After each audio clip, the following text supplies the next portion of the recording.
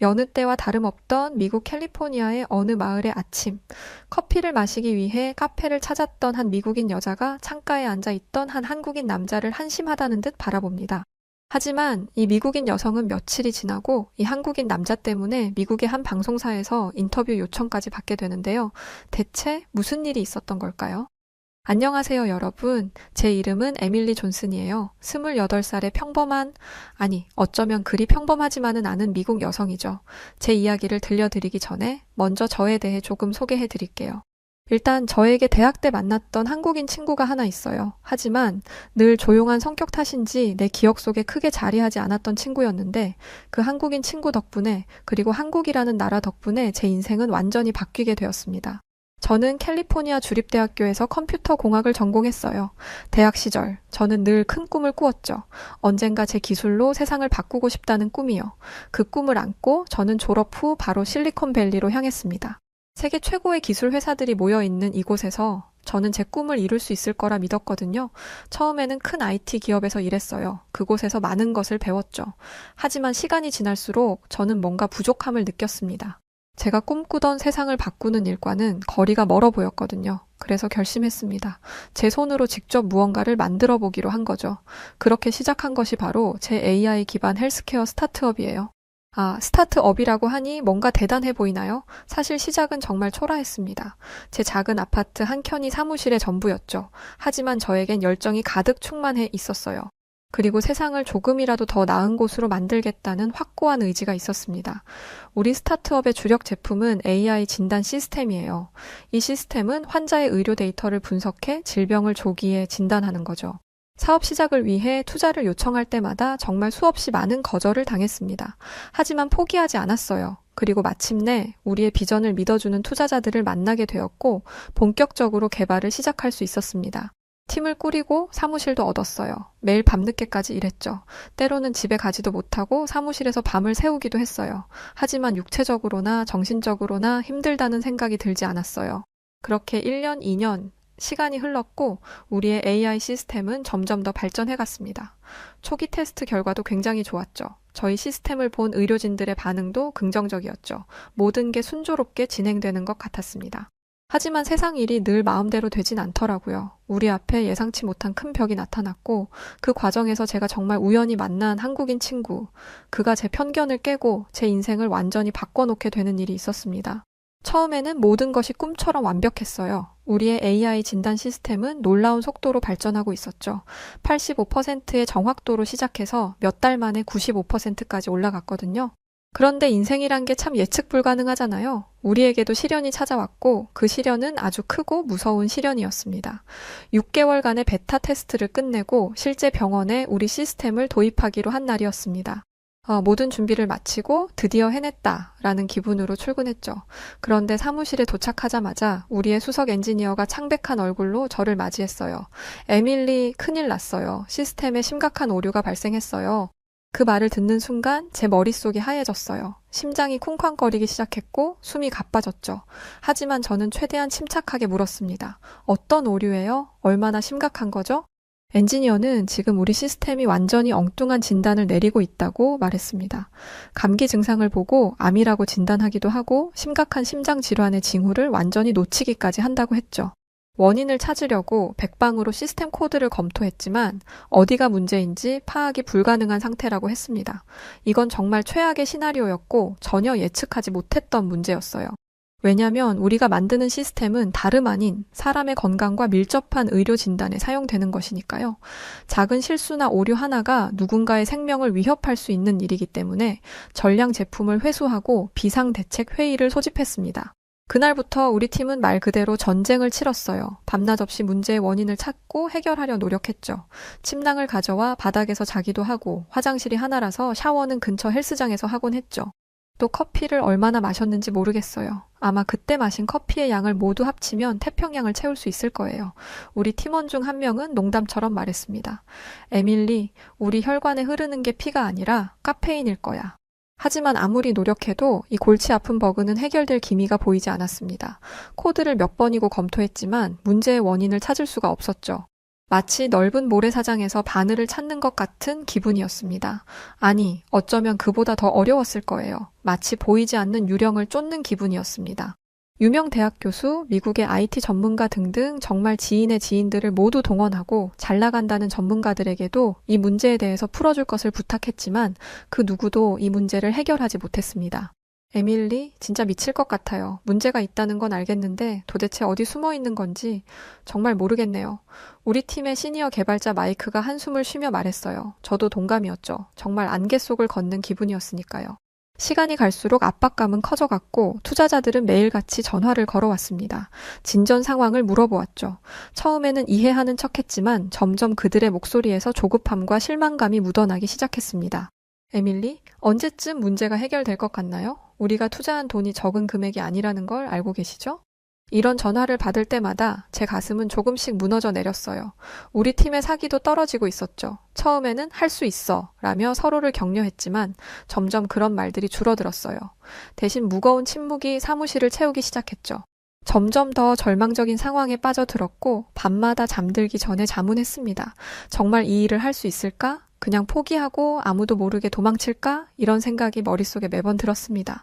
또한 그 누구도 이 넓은 미국 땅 아래 날고긴다는 전문가들의 조언을 구했음에도 아무도 이 문제를 해결하지 못했으니 우리 미국의 기술력과 IT 전문성에 실망하기도 했어요. 이게 한계인가 싶었으니까요. 모든 게 꿈이라는 생각이 들었습니다. 그때 문득 대학 시절이 떠오르더군요. 컴퓨터 공학을 전공하면서 늘 밤을 보내며 프로젝트를 완성하던 그때 말이죠.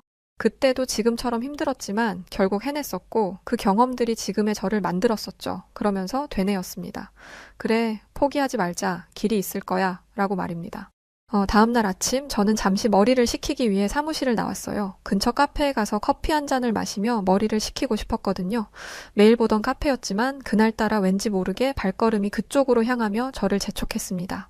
카페에 들어서자 익숙한 커피 향이 코끝을 스쳤어요. 평소와 다름없는 아침 풍경이 펼쳐져 있었습니다. 저는 카운터에 가서 평소처럼 아메리카노를 주문했어요. 그리고 커피를 기다리며 주변을 둘러보았죠. 그런데 그때였어요. 창가 쪽에 앉아있는 한 남자가 눈에 들어왔습니다. 어딘가 왠지 모르게 낯이 익었거든요. 저 사람 어디서 본 것 같은데 그러다 문득 기억이 났습니다. 대학 시절 같은 수업을 들었던 동양인 친구였죠. 이름이 민준? 맞아요. 박민준. 그런데 그때 그가 고개를 들었고 우리의 시선이 마주쳤어요. 그리고 그 순간 제 인생의 새로운 장이 열리기 시작했답니다. 물론 그때 저는 민준이와의 그 우연한 만남이 제 인생을 어떻게 바꿔놓을지 전혀 알지 못했었죠. 민준이는 대학 시절 몇몇 수업을 같이 들었던 한국인 유학생이었습니다. 사실 솔직히 말하면 저는 학창시절의 민준이를 잘 기억하지는 못했어요. 얼굴과 이름은 알지만 항상 그는 늘 조용히 앉아 있었고 눈에 띄는 존재는 아니었거든요. 더군다나 저는 늘 기술 공부하는 것에 매진했었기 때문에 타국에서 왔던 유학생들과 어울릴 생각조차 하지 않았었고 실제로 민준이가 왔던 한국이라는 나라 자체도 잘 모르기도 했었죠. 한국이라면 우스꽝스럽게 생긴 연예인이 강남스타일이라는 노래를 불러 이슈가 되었던 것, 그냥 변방의 아주 작은 아시아 국가, 항상 뉴스에 북한과 함께 섞여 나오던 국가, 이 정도가 다였습니다. 저희는 서로를 알아보고 다가가 인사했어요. 에밀리, 오랜만이다. 잘 지냈니? 민준이가 인사해줬고, 민준이 맞지? 오랜만이네. 라면서 억지로 나오지 않는 미소를 지으며 인사했습니다. 민주는 여전히 대학 시절의 모습 그대로였어요. 단정하게 빗어 넘긴 머리, 수수한 셔츠, 그리고 어딘가 모르게 어색해 보이는 미소까지. 전형적인 모범생 스타일이었죠. 여기서 일하는 거야? 제가 물었어요. 민주는 고개를 저었어요. 아니, 난 지금 한국테크 솔루션스라는 회사에서 일하고 있어. 근처에 미팅이 있어서 잠깐 들렀지. 테크 솔루션스라. 처음 듣는 이름이었어요. 아마 정말 작은 회사겠구나 생각했습니다. 그렇구나. 어떤 일을 하고 있어? 제가 다시 물었어요. 사실 별로 관심은 없었지만 예의상 물어봐야 할 것 같았거든요. 주로 소프트웨어 개발이야. 작은 회사라 이것저것 다 하고 있지. 민준의 대답을 들으며 저는 속으로 역시 라고 생각했어요.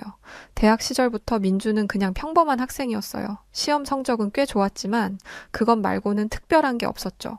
솔직히 말하면 저는 당시에 동양인 학생들을 좀 얕봤어요. 그들이 열심히 공부하는 건 인정하지만 진짜 창의력이나 리더십은 부족하다고 생각했거든요.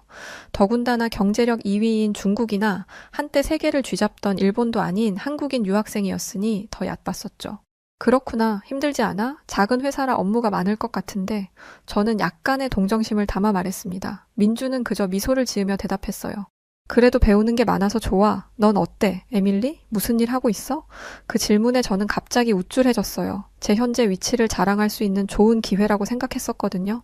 사실 나 지금 AI 기반 헬스케어 스타트업을 운영하고 있어. 그 말을 들은 민준의 눈이 커졌습니다. 와, 정말 그거 대단한데? 어떤 일을 하는 거야? 민준의 반응에 저는 더욱 우쭐해졌죠. 뭐 변방의 작은 한국이라는 곳에서 왔던 민준이가 감히 상상할 수 없는 위치에서 사업을 운영하고 있었으니 당연히 민준이가 저를 대단하다고 느낄 수밖에 없을 거라고 생각했습니다. 나는 AI를 이용해서 질병을 조기 진단하는 시스템을 개발하고 있어. 의료 분야의 혁명을 일으킬 수 있는 기술이지. 벌써 수십만 달러의 투자를 받았고 주요 병원들과 파트너십도 맺었어. 저는 우리 회사의 비전과 지금까지의 성과에 대해 열정적으로 설명했어요.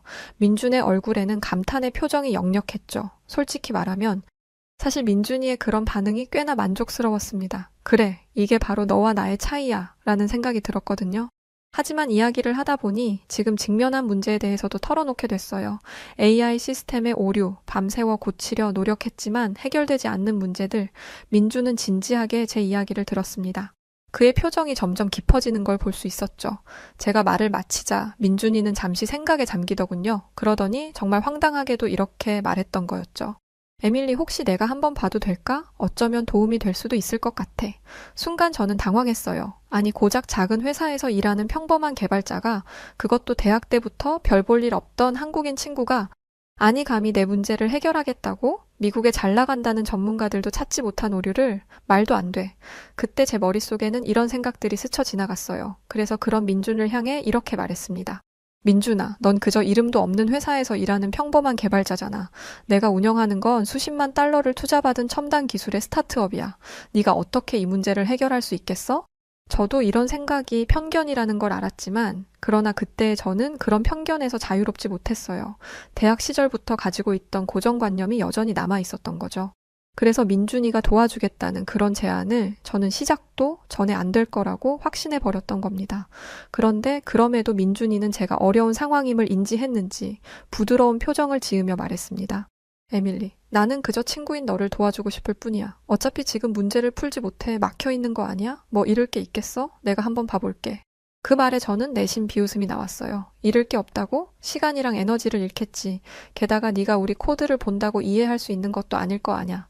하지만 동시에 제가 할 수 있는 모든 것을 다 해봤는데도 해결책을 찾지 못했다는 사실이 떠올랐어요. 어쩌면 정말 잃을 게 없을지도 모르겠다는 생각이 들었죠. 그리고 솔직히 말하면 민준이 실패하는 모습을 보고 싶기도 했어요. 그러면 제가 가진 편견이 옳았다는 걸 증명할 수 있을 테니까요. 그래, 알았어. 한번 봐줘. 마지못해 대답했습니다. 민준의 얼굴에 밝은 미소가 번졌어요. 좋아. 언제 시간 괜찮아? 우리는 다음날 오후에 만나기로 했죠. 솔직히 말하면 저는 전혀 기대하지 않았어요. 어차피 안 될 텐데 라는 생각뿐이었죠. 그날 저녁 저는 회사로 돌아가 팀원들에게 민준의 이야기를 했습니다. 내일 대학 동창이 와서 한번 봐준대. 기대는 하지 말자. 그냥 작은 회사에서 일하는 평범한 개발자니까. 게다가 한국인이고. 팀원들의 반응도 저와 비슷했어요. 누군가는 에밀리, 우리가 며칠을 밤새워 해결 못한 걸 그 사람이 어떻게 해결하겠어? 라고 말하기도 했죠. 그날 밤 저는 침대에 누워 생각에 잠겼어요. 민준이 우리 문제를 해결할 수 있을까? 아니, 그보다 먼저 우리 코드를 이해나 할 수 있을까? 우리가 다루는 건 최첨단 AI 기술인데 한국인들은 그저 열심히 공부해서 좋은 직장에 들어가는 것만 잘하지 않나? 그렇게 의구심과 편견을 품은 채로 잠이 들었어요. 하지만 그때 저는 몰랐죠. 다음 날 제 인생이 완전히 뒤집힐 거라는 걸. 그리고 그 변화를 가져올 사람이 바로 제가 무시했던 그 미국에 있는 작은 회사의 평범한 한국인 개발자 민준이었다는 걸 말이에요. 다음 날 아침 저는 평소보다 1시간 일찍 사무실에 도착했어요. 밤새 잠을 설쳤거든요. 한편으로는 민준이 오기 전에 팀원들과 마지막으로 상황을 점검하고 싶었고, 다른 한편으로는 글쎄요, 민준이 우리 최첨단 사무실을 보고 놀라는 모습을 보고 싶었나 봐요. 유치하죠? 네, 맞아요. 하지만 그때 저는 그런 유치한 우월감을 즐기고 있었어요. 8시 30분 팀원들이 하나둘 모이기 시작했어요. 다들 피곤해 보였죠. 며칠째 밤을 새우며 문제를 해결하려 노력했으니까요. 그렇게 민준이는 저희 사무실에 도착했고 그의 얼굴에는 여전히 어제의 미소가 남아 있었죠. 저는 그를 회의실로 안내했어요. 가는 길에 우리 사무실을 둘러보는 민준의 눈치를 살폈죠. 최첨단화되어 있는 우리 사무실을 보고 놀란 기색이 보이길 바랬지만 좀 의아하게도 민준의 표정은 굉장히 평온해 보였어요. 그래서 뭐 약간 실망스러웠달까요? 자, 여기 우리의 주요 코드야. 한번 살펴봐. 저는 약간의 거만함을 담아 말했어요. 솔직히 말하면 민준이 코드를 보고 당황하는 모습을 상상하며 은근히 기대하고 있었거든요.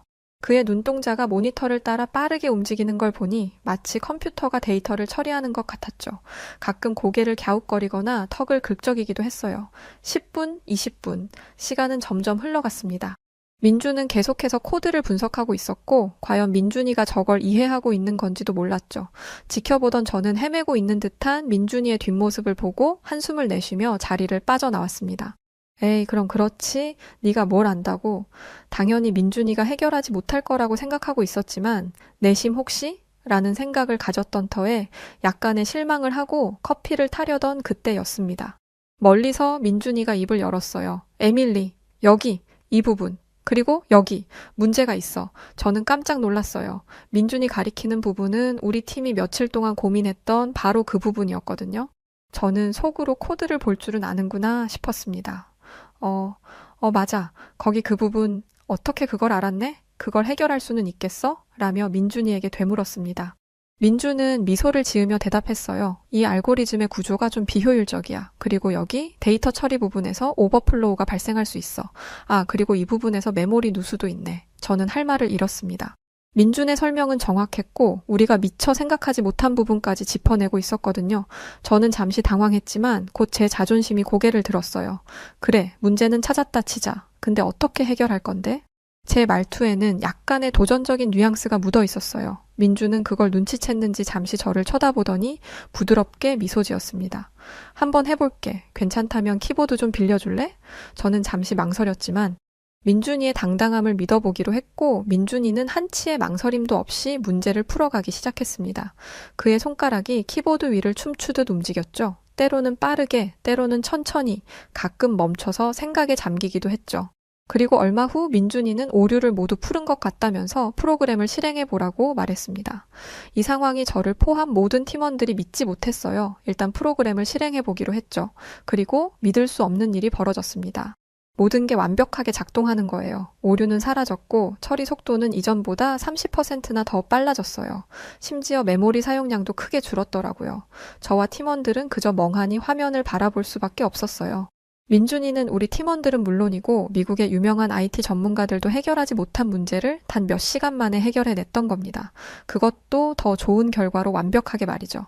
아니, 이게 어떻게 가능한 거야? 놀라움을 감출 수 없었습니다. 민주는 수줍게 웃으며 말했어요. 별거 아니야, 에밀리. 그냥 조금 다른 관점에서 접근했을 뿐이야. 너희가 대부분의 작업을 다 해놨었고 난 그저 마지막 퍼즐 조각을 맞춘 것뿐이야. 아니, 이렇게 어려운 문제를 단번에 해결한 것도 놀라운데 이걸 과시하지 않고 우리 팀원들이 모두 해놓은 일에 퍼즐 조각 하나 맞춘 것뿐이라며 보이는 저 겸손한 모습에 순간 저는 깊은 부끄러움을 느꼈습니다. 제가 얼마나 편견에 사로잡혀 있었는지, 그리고 그 편견 때문에 얼마나 좋은 기회를 놓칠 뻔했는지 깨달았거든요. 민준이 작은 회사의 평범한 개발자라고 생각했던 제 판단이 얼마나 잘못되었는지 말이에요. 민준아, 정말 고마워. 넌 정말 대단해. 제 입에서 진심 어린 감사의 말이 나왔어요. 하지만 민준이는 겸손하게 웃으며 말했죠. 우리는 친구잖아, 에밀리. 서로 돕는 게 당연하지. 그리고 너희 팀이 정말 훌륭한 기초를 다져놨어. 내가 한 건 정말 작은 부분이야. 그 말을 들으니 더욱 미안해졌어요. 저는 민준을 무시했지만 그는 오히려 우리 팀을 칭찬하고 있었으니까요. 팀원들도 민준이를 무슨 하느님이라도 하늘에서 내려온 듯한 사람처럼 눈을 크게 뜨고 이 상황을 믿지 못하겠다는 표정을 보이며 다들 놀라워하고 있었을 뿐이었습니다. 그때 팀원 중 한 명인 알렉스가 물었어요. 그 누구도 풀지 못했던 오류인데 이걸 어떻게 해결한 건가요? 알려주실 수 있나요? 라는 물음이었고 그건 저를 포함 모든 팀원들이 궁금해하는 부분이었습니다. 민주는 차분하게 자신이 발견한 문제점들과 해결 방법을 설명하기 시작했어요. 시스템은 사실 완벽하게 구현되어 있었어요. 단지 비효율적인 알고리즘 그 부분을 다시 설계해서 적용한 것 뿐이에요. 라고 말했죠. 네, 그랬습니다. 우리는 우리가 정하고 만들어 놓은 시스템을 전반적으로 바라볼 생각은 하지 않고 문제가 된 부분만 들여다보며 고집했던 거였습니다. 하지만 민준이는 이 시스템의 심장이었던 알고리즘을 손본 것이죠. 그날 이후로 제 인생은 크게 바뀌었어요. 민준의 도움으로 우리 스타트업은 급속도로 성장했고 저는 제 편견과 고정관념을 하나씩 깨나갈 수 있었습니다. 또한 민준이는 우리 회사의 기술 고문으로 항상 도움을 주었고 그의 조언은 항상 우리를 올바른 방향으로 이끌어 주었어요. 민준이 덕분에 우리 회사는 대형 투자를 유치하는 데 성공하면서 전 직원 단체 해외여행을 가기로 했어요. 당연히 목적지는 한국이었습니다. 그동안 한국을 아시아의 변방 정도로 생각했던 제가 민준이를 통해 한국을 다시 보는 계기가 되었거든요. 민준이 역시도 한국에 가면 그동안 보지 못했던 놀라운 첨단 기술의 집약체들을 만날 수 있을 거라고 말했습니다. 사실 100% 그 말을 믿진 않았어요. 물론 민준이가 우리의 어려운 문제를 해결한 건 사실이지만 한국에 간다고 무슨 첨단 기술의 집약체를 본다는 건지 의아했거든요. 하지만 이 또한 저의 오만이었습니다. 우리 팀원들은 인천공항에 도착하자마자 엄청난 충격에 휩싸이기 시작했죠. 태어나 난생 처음 왔던 한국의 모습은 솔직히 생각했던 그 이상의 이상으로 엄청났습니다. 입국 심사대에 줄을 서려는데 민준이 우리를 다른 쪽으로 안내하더라고요. 여기로 와. 우리는 스마트 입국 심사대를 이용할 거야. 스마트 뭐라고? 제가 물었죠. 민준은 씩 웃으며 말했어요. 그냥 봐봐. 여러분 믿기 힘드시겠지만 우리는 지문과 얼굴 인식만으로 순식간에 입국 심사를 마쳤어요. 정말 눈 깜짝할 사이였죠. 세상에 이게 정말 공항이 맞아? 저도 모르게 말이 튀어나왔습니다. 민준이 자랑스럽게 말했죠. 이제 시작일 뿐이야. 공항에서 나와 리무진 버스를 탔는데 이게 또 충격이었어요. 고급 좌석에 와이파이는 기본, 심지어 영화 감상까지 할 수 있더라고요. 우리 팀원 중 한 명인 제시카가 우와, 이 정도면 비행기 1등석 수준인데? 라고 말할 정도였어요. 서울 시내에 들어서자 우리 모두 입을 다물지 못했어요. 거대한 빌딩들 사이로 흐르는 한강, 곳곳에 보이는 첨단 기술의 흔적들. 마치 10년 먼 미래 도시에 온 것 같은 기분이었죠. 호텔에 도착해 체크인을 하는데 직원이 우리에게 스마트 키를 건넸고 이게 뭐야? 하며 제가 물었죠. 객실 키야. 앱으로 문을 열 수 있어. 민준이 설명해줬어요. 객실 방에는 음성인식으로 작동하는 조명, 자동으로 온도를 조절하는 에어컨, 심지어 변기의 뚜껑도 자동으로 열리고 있었습니다. 그냥 공항부터 호텔까지 모든 시스템이 완벽하게 AI화되어 구현되고 있었습니다. 그때였어요. 민준이가 시간이 많이 늦었으니 내일부터 움직이고 출출하긴 하니까 뭘 먹자는 거였죠. 배고프지 않아? 야식 좀 시켜볼까? 시계를 보니 새벽 1시가 다 되어가고 있었습니다. 이 시간에? 무슨 소리야? 다 문 닫았겠지. 제가 말했어요. 민준은 미소를 지으며 스마트폰을 꺼냈어요. 에밀리, 여긴 한국이야. 24시간이 모자랄 정도로 바쁜 나라라고. 민준이가 뭔가를 주문하더니 30분 후 정말로 치킨과 맥주가 배달되어 왔어요. 말도 안 돼. 이 시간에 배달이 된다고? 우리 모두가 깜짝 놀랐죠. 민준이 웃으며 대답했어요. 한국에선 언제든 원하는 걸 배달받을 수 있어? 심지어 산 정상에서도. 우리는 늦은 밤 치킨과 맥주를 즐기며 한국의 놀라운 서비스 문화에 대해 이야기를 나눴어요. 그때 또 한 번 한국이 정말 대단한 나라라는 걸 깨달았죠. 다음 날 우리는 삼성 디지털시티와 현대자동차 연구소를 방문했어요. 최첨단 기술들을 직접 체험하면서 우리 모두 한국의 기술력에 감탄했습니다. 특히 인상 깊었던 건 5G 네트워크였어요. 거리 어디서나 초고속 인터넷을 사용할 수 있더라고요. 지하철에서도 끊김없이 고화질 동영상을 볼 수 있었죠. 우리나라에서는 상상도 못할 일이에요. 뿐만 아니라 결제 시스템 역시도 획기적이었죠. 현금은 말할 것도 없고 심지어 카드도 거의 사용하지 않더라고요. 한국 사람들 대부분이 스마트폰으로 결제를 하고 있었고 길거리 노점상에서도 QR코드로 결제가 가능하더라고요. 물론 미국에도 이런 스마트폰 결제 시스템이 있기는 하지만 한국처럼 이렇게 대중적으로 널리 퍼져 있지는 않거든요. 아직도 현금으로 결제하거나 거의 대부분이 카드를 사용합니다. 하지만 한국은 이미 그걸 뛰어넘은 상태였죠. 민준이를 처음 제가 운영하던 사무실에 불렀을 때 첨단화된 제 사무실을 보고도 아무렇지 않은 듯 평온했었는지 한국에 와서 이해할 수 있었습니다. 오히려 부끄러울 지경이었어요. 정말 뜻깊었던 한국에서의 여행을 모두 마치고 우리는 다시 미국으로 돌아가야 했습니다. 일주일간의 한국 여행을 마치고 귀국하는 비행기 안에서 우리는 모두 한국에 대한 생각이 완전히 바뀌었다는 걸 느꼈습니다. 창밖으로 작아지는 서울을 바라봤습니다. 이번 여행은 단순한 회사 단체 여행이 아니었어요. 저와 우리 팀원 모두의 시야를 넓혀준 소중한 경험이었죠. 한국의 특별한 문화와 놀라운 기술력, 선진 시스템까지 그동안 저는 우리가 알고 있는 기술이 세계 최고일 거라고 생각했는데 친구 민준이와 한국을 실제로 체험해보고 나니 고작 나의 울타리 안에서 잘났다고 우쭐대던 한 미국 여자에 불과했었던 거였죠. 귀국 후 우리는 한국의 기업들과 활발히 협력하기 시작했어요. 한국의 기술력과 우리의 아이디어가 만나 시너지를 내기 시작했고 저는 한국의 기업 시스템들을 모두 도입했습니다. 그 때문에 우리 회사는 급속도로 성장했답니다. 그로 인해 우리 회사는 나름 유명세를 탔고 미국의 한 방송사에서는 우리의 스타트업 성공 비결을 묻고 싶다며 인터뷰 요청 메일이 날라오기도 했습니다. 방송사 기자는 저에게 이렇게 빨리 성장할 수 있었던 비결은 무엇이었냐고 물었고 저는 그 질문에 잠시 생각에 잠겼죠. 그리고 내뱉은 제 말에 기자는 놀라워했습니다. 뭐라고 했냐면 우리 회사의 성공 비결은 제 한국인 친구 민준이와 한국에 있습니다. 라고 말했었기 때문이었어요. 기자는 어리둥절한 표정을 지으며 자세히 이야기해달라고 부탁했고 저는 그 질문에 답했습니다.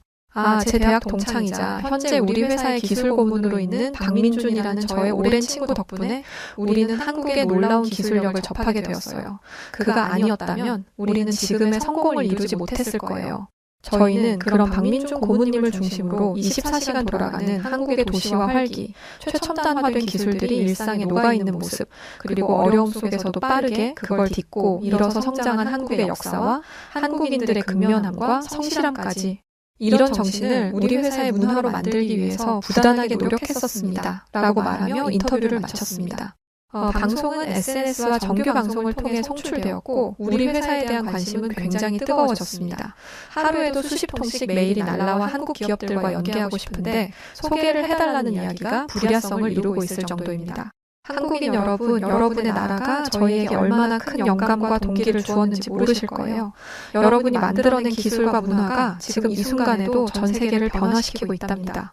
그리고 민준이 같은 뛰어난 인재들이 세계 무대에서 한국의 위상을 높이고 있어요. 저는 이제 한국을 제 두 번째 고향이라고 생각해요. 앞으로도 민준과 함께, 한국과 함께 성장하고 싶습니다.